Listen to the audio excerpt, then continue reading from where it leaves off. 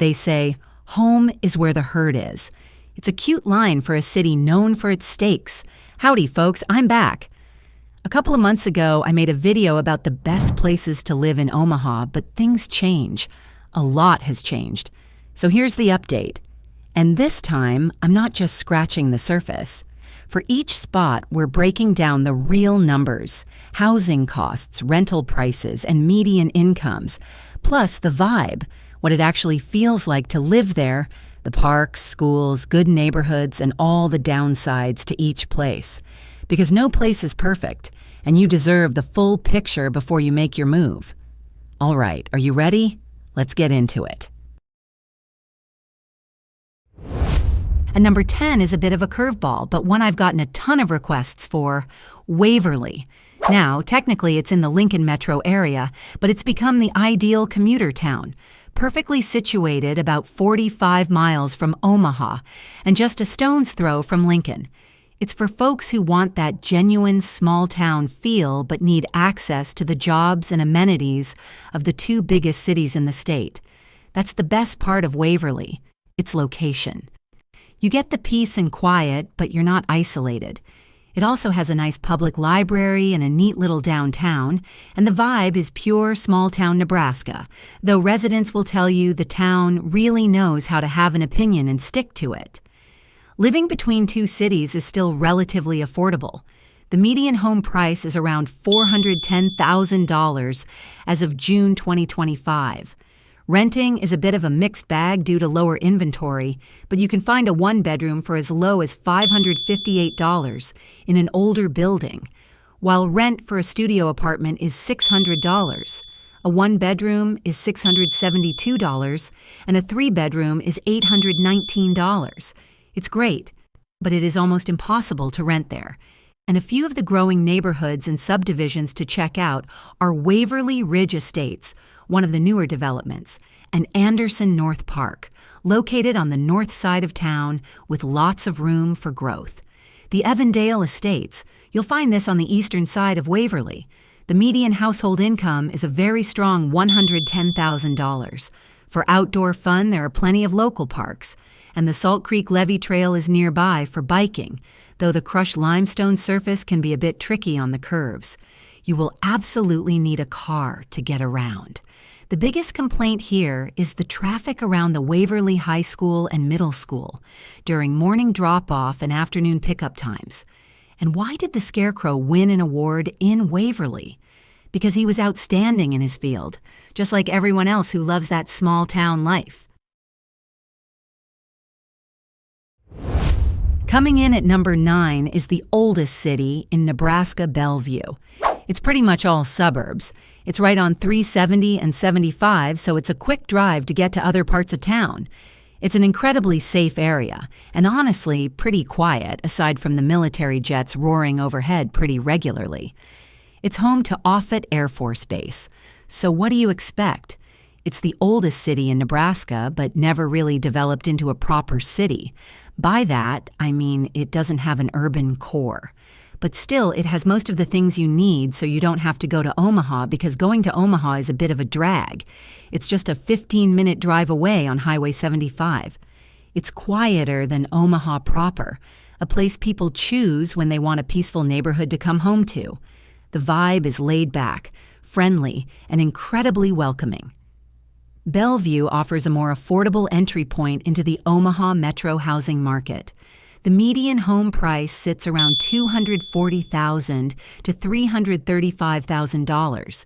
The average rent for a one-bedroom apartment is about $830 to $1,076 and $1,626 for a three-bedroom apartment.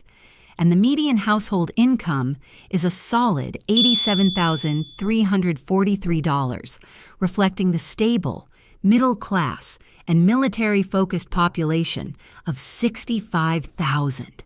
You have to check out Old Town Bellevue, the historic heart of the city, and for nature lovers, Fontanelle Forest is an absolute treasure right on the edge of the city.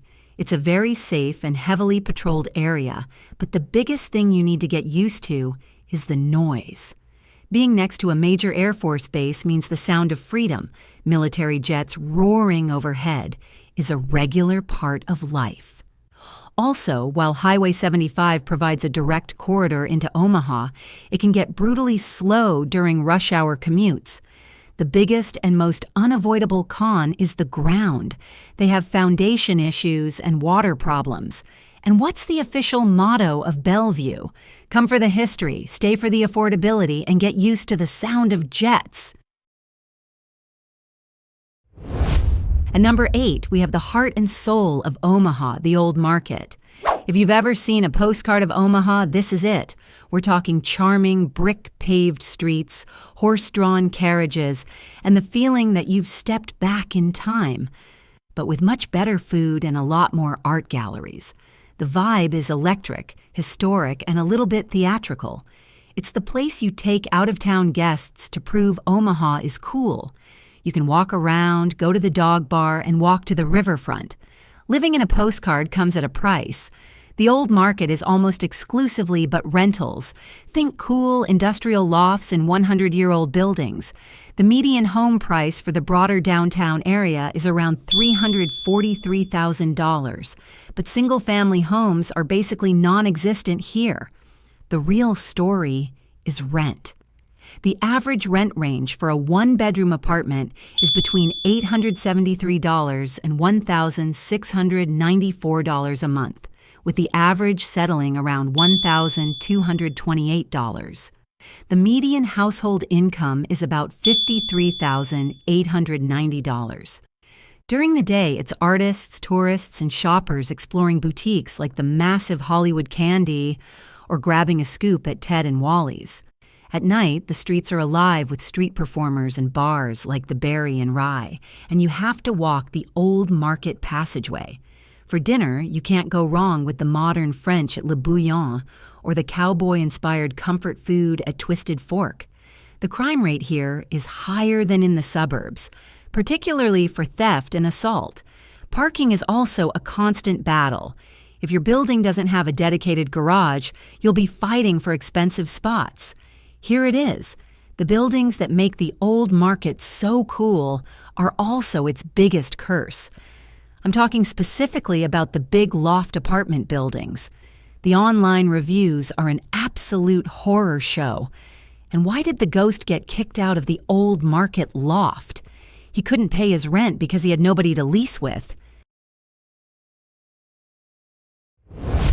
Coming in at number 7 is the undisputed king of Omaha's cool kid neighborhoods, the Blackstone District.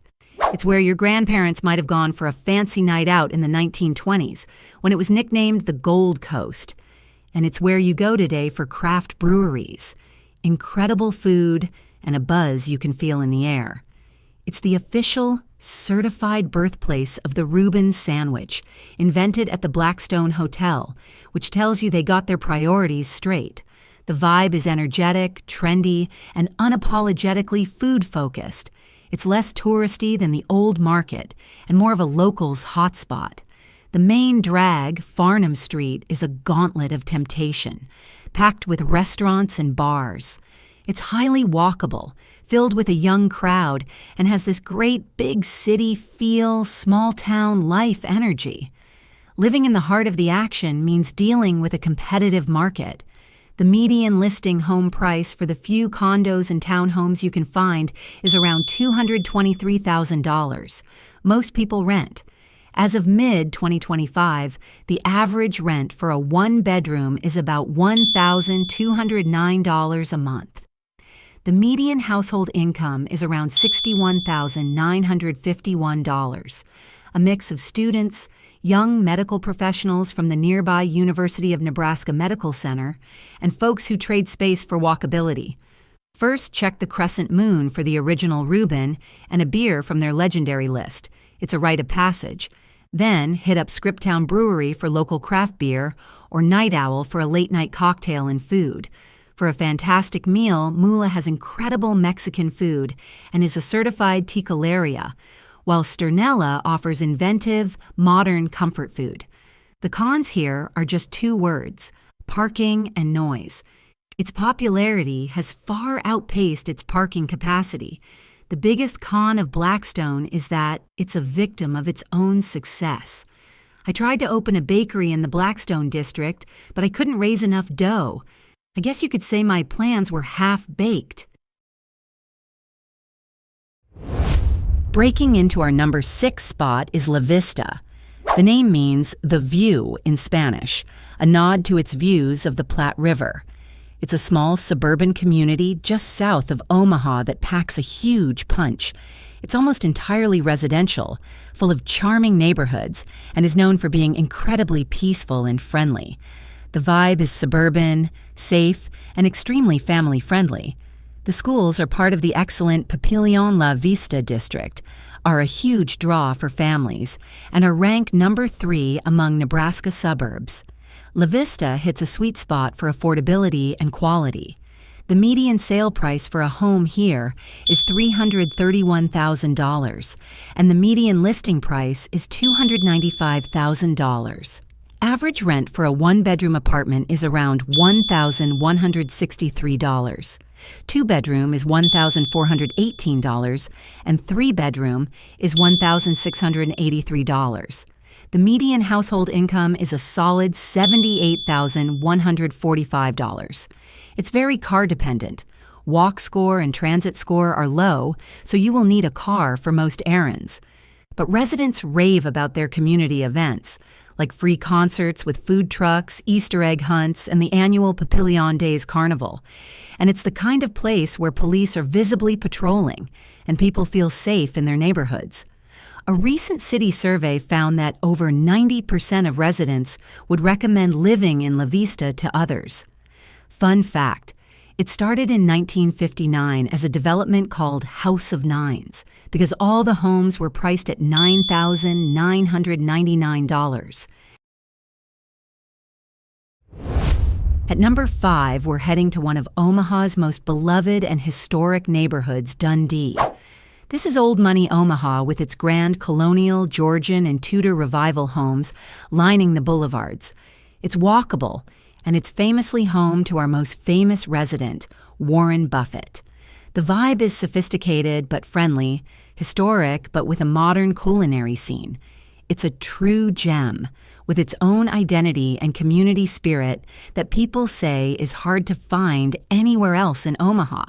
But living in the Oracle of Omaha's neighborhood will cost you. The median sold home price here has shot up to around $427,500 as of mid-2025, with the average rent for a one-bedroom in the $627 to $831 range, though you can find cheaper options in older buildings. The median household income is a healthy $85,000. The Central Business District along Underwood Avenue is a food lover's paradise, packed with chef-driven restaurants. You have to do a food tour. Start with the famous coal-fired pizza at Pitch Pizzeria, then maybe some Northern Italian at Avoli Osteria. For dessert, it's a creamery, the ice cream shop that got Oprah's seal of approval. For a drink, Dundee Dell is a classic pub with an insane whiskey collection. It's becoming an enclave of the wealthy, and with that comes a disconnect between its idyllic reputation and the data. The area's crime score is a 6 out of 10, which is higher than the U.S. average of 4. So while you're paying a huge premium for the Dundee name and the beautiful historic homes, you're not entirely insulated from the crime issues that affect other parts of the city's core. And I asked Warren Buffett for some stock tips. He told me to invest in Dundee real estate. He said, the returns are unreal, and so are the property taxes.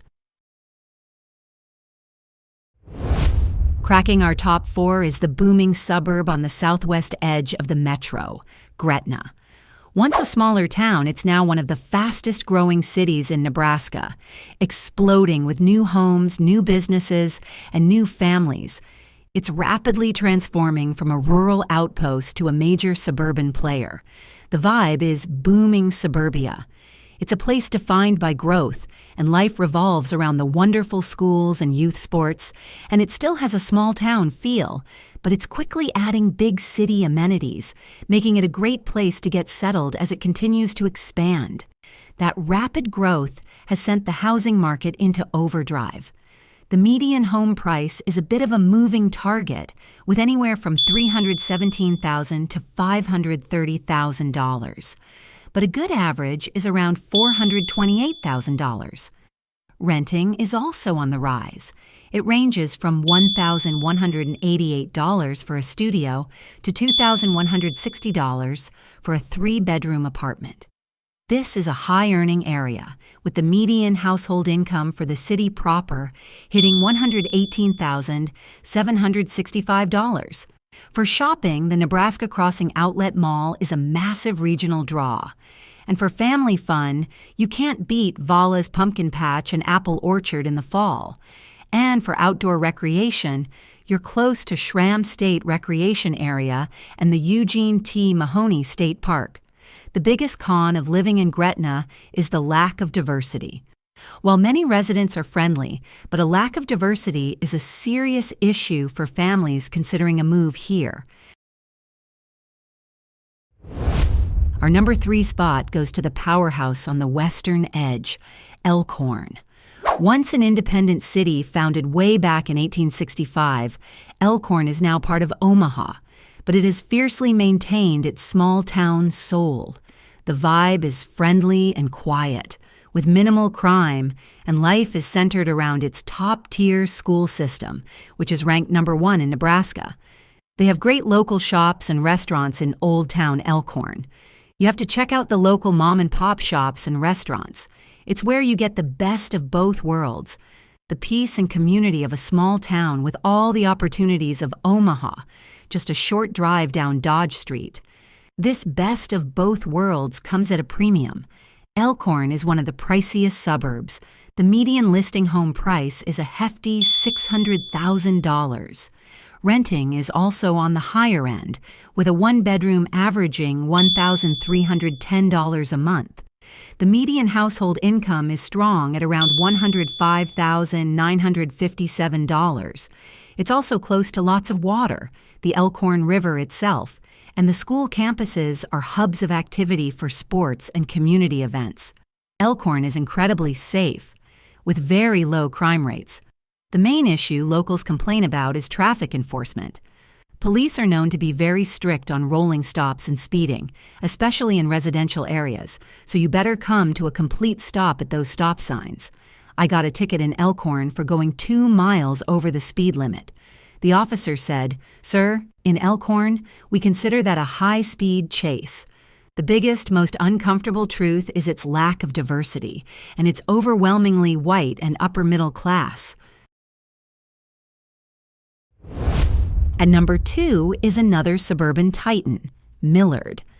Like other spots on our list, Millard was its own town until Omaha annexed it in 1971, and it's known for 2 things above all else: fantastic schools, and it's the quintessential good place to raise a family.